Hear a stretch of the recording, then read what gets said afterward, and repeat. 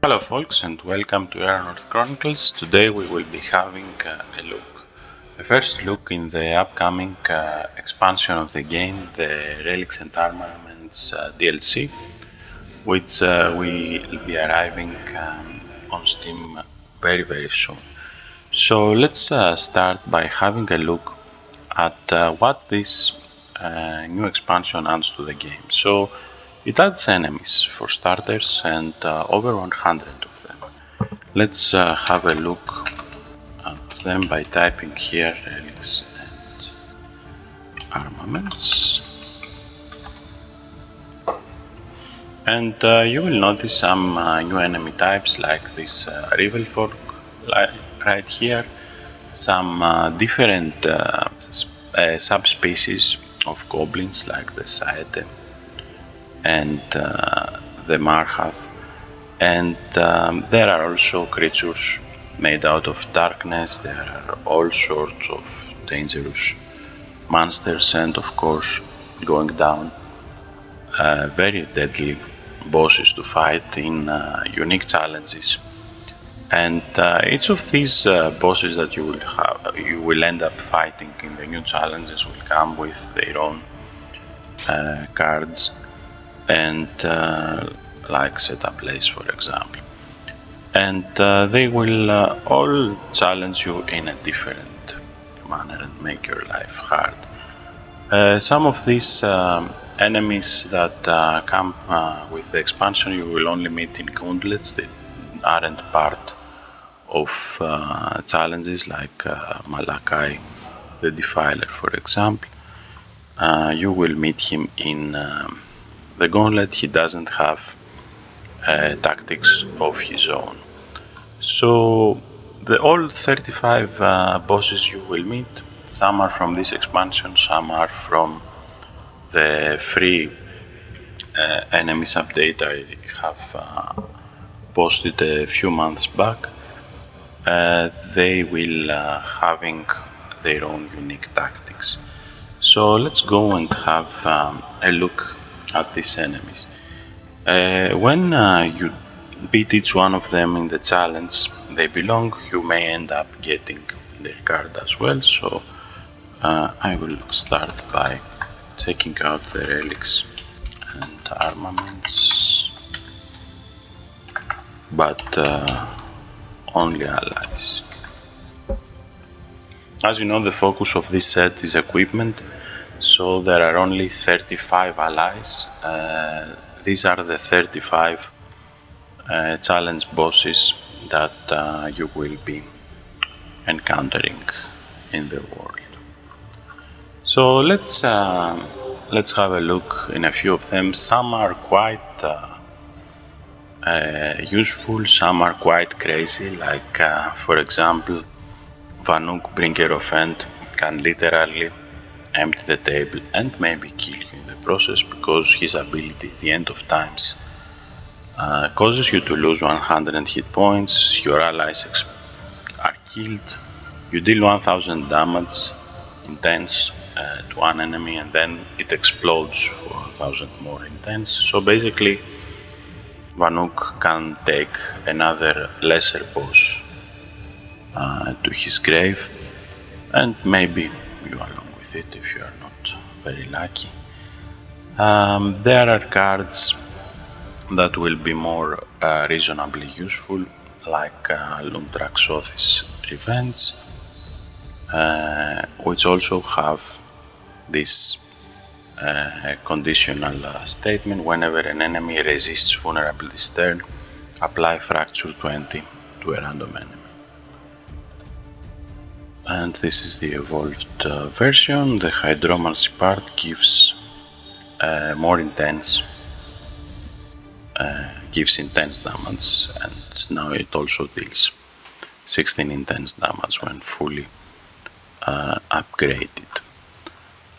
These are the allies. They have all sorts of different interactions that they will be giving you. There are new abominations for your abomination deck, and if you didn't have one, now it's a good opportunity to make.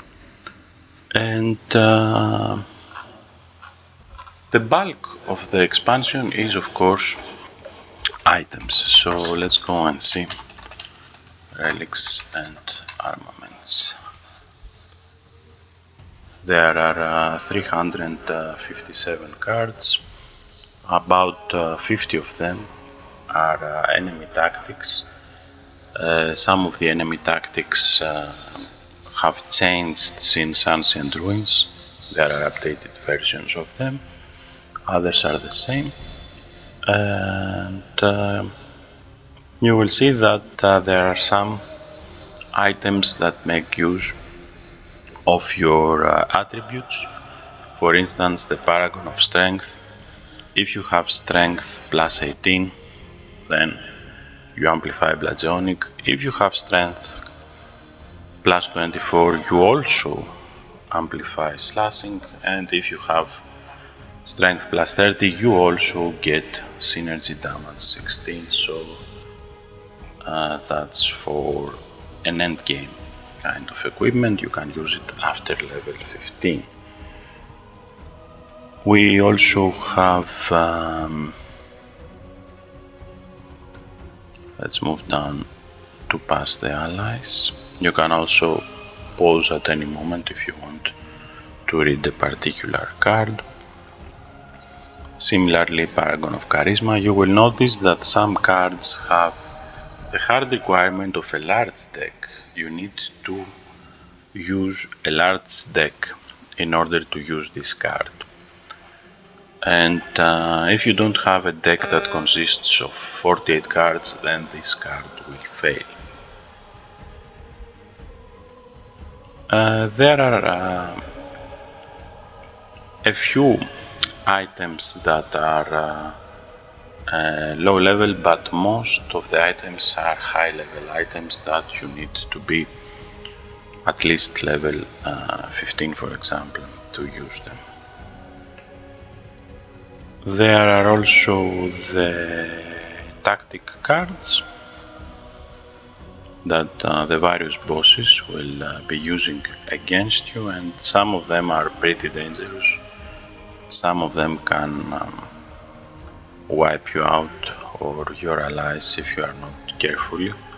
If you are not careful how you handle them.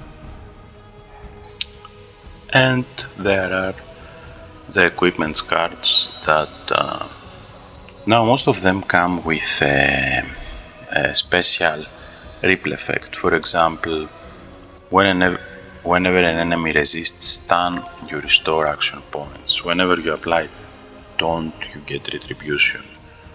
Whenever an enemy resists weaken, you apply mark 2 to a random enemy, and so on. And you will find all sorts of equipment for all sorts of skills. In particular, the equipment is the bulk of this set. So if we type here Relics and slot, this will show us all of the cards in this expansion that use a slot, so just the equipment. You will notice that there are about 227. And the remaining cards are consumables and some legendaries that go into your deck instead of being items or consumables or whatever. So many cards, many new possibilities, and hopefully many new ideas for deck await you here.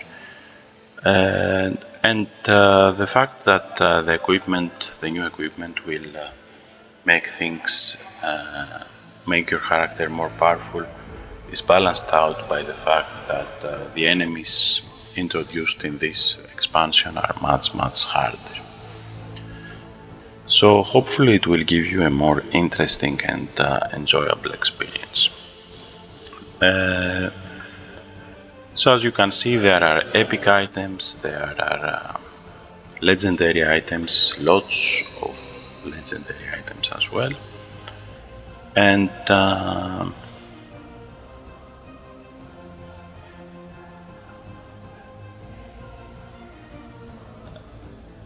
you can see that there are some very powerful ones that you can use.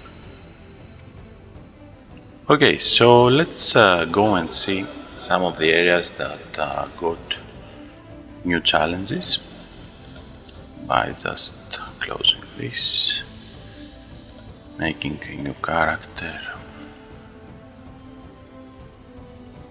or pick one. We are not going to play, so let's just choose campaign.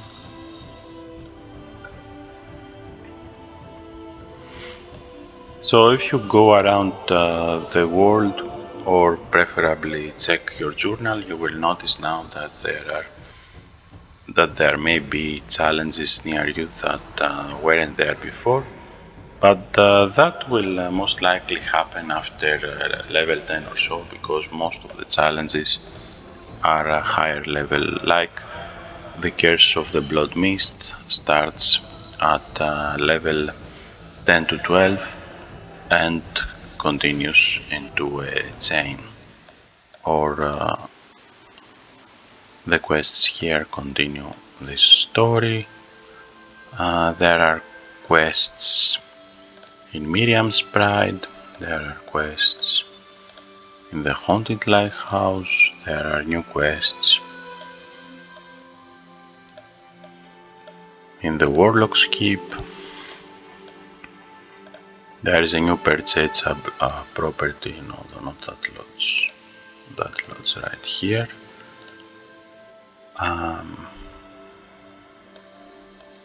There are some new things to do here, or here, even in the old Fatshorn Pass.